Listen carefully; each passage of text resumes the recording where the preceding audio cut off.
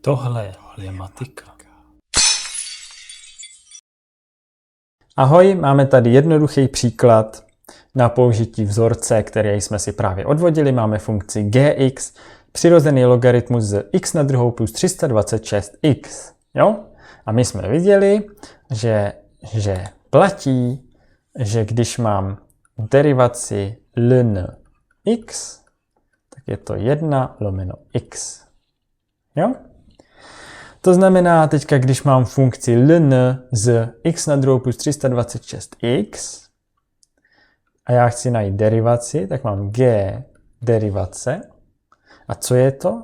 No je to 1 lomeno a opíšu x na druhou plus 326x a teďka to nemůžu zapomenout vynásobit derivací této celé funkce, jo, zase cibulový pravidlo jdu z vnějšku do vnitřku. Derivace x na druhou plus 326x je prostě a jednoduše 2x, jo, vynásobím to, 2x plus 326. Jo, že derivace 326x je 326. Nemůžu zapomenout zase tu závorku, strašně důležitý. Jo? Tak.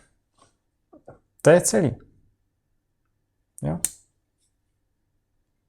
Tak jo. Tak, ahoj.